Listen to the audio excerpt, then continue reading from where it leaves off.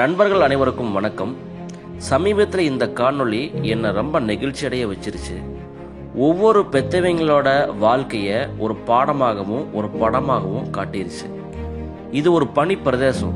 -40 டிகிரியில் நம்ம மூச்சுற காத்தே பனிக்கட்டியாக மாறுற இடத்துல இந்த கழுகு தன்னோட 2 முட்டைகளை அடகாத்து அது குஞ்சுகளாக பொறிச்சு அதை எப்படி காப்பாற்றுது அப்படிங்கிற ஒரு பாடத்தை தான் இந்த காணொளி விளக்குது.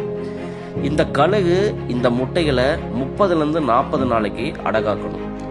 அப்படி அடகாக்கிற இந்த 40 நாளில் அது ஒரு அரை மணி நேரம் கூட தண்ணி குடிக்கிறதுக்கோ உணவு சாப்பிட்றதுக்கோ வெளியில் போகிறதில்ல.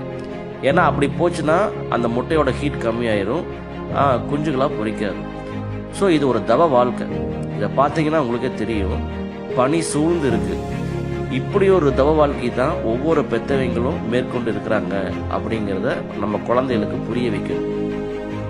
நம்மளை பெத்தவங்க எவ்வளவு கஷ்டப்பட்டாங்க அப்படிங்கிறது நம்மளுக்கு இப்போ பெத்தவங்க ஆனதுக்கப்புறம் தான் ஓரளவு புரியுது. ஆனால் இப்போ இருக்கிற குழந்தைகளுக்கு அந்த புரிதல் கூட இருக்காது. ஏன்னா நாம் எவ்வளோ கஷ்டப்பட்டோம் அப்படிங்கிறது நம்ம குழந்தைகளுக்கு கற்றுக் கொடுக்கறது ரொம்ப ரொம்ப முக்கியம். நாம் என்ன வேலை செய்கிறோம், எவ்வளவு சம்பாதிக்கிறோம், இதை சம்பாதிக்கிறதுக்கு எவ்வளவு கஷ்டப்படுறோம் அப்படிங்கிறத நம்ம குழந்தைகளுக்கு முதல்ல உணர்த்தணும். வாழ்க்கை அப்படிங்கிறது ரொம்ப எளிதானது அல்ல, போராட்டம் நிறைஞ்சது. எங்களை மாதிரியே எதிர்காலத்தில் நீயும் போராடித்தான் வாழணும் அப்படிங்கிறத நம்ம குழந்தைகளுக்கு உணர்த்திடணும். இந்த காணொலியை என்னோட பசங்களுக்கு காட்டி சொன்னது இதுதான். இந்த 2 முட்டைகளை நீங்களா நினச்சிக்கோங்க. எப்படி இந்த முட்டைகளை இந்த கழுகு அடைகாத்து குஞ்சுகளை பொறிச்சு இப்போ அந்த குஞ்சுகளுக்கு உணவை ஊட்டிக்கிட்டு இருக்கோம், அதே மாதிரி தான் உங்களையும் நாங்கள் வளர்த்தோம். இந்த பறவையோட வேலை எப்போ முடியுது அப்படின்னா, குஞ்சுகள் ரெக்க முளைச்சு கூட்டை விட்டு பறந்துருச்சுன்னா வேலை முடிஞ்சிடும். ஆனால் எங்களோட வேலை அப்படி கிடையாது.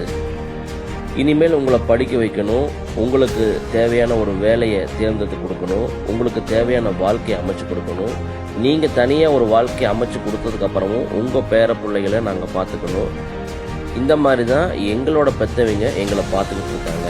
அவங்கள மாதிரி தான் நாங்களும் செய்வோம், எங்களை மாதிரி தான் நீங்களும் செய்யணும்.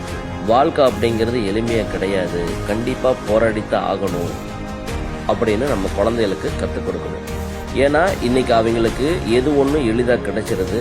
அவங்க கேட்கும்போது அவங்களுக்கு இருக்குது, கேட்கறதுக்கு முன்னாடியே இங்கே தயாராக இருக்குது. அதனால வாழ்க்கை ரொம்ப ஈஸியானது அப்படின்னு நினச்சிடக்கூடாது.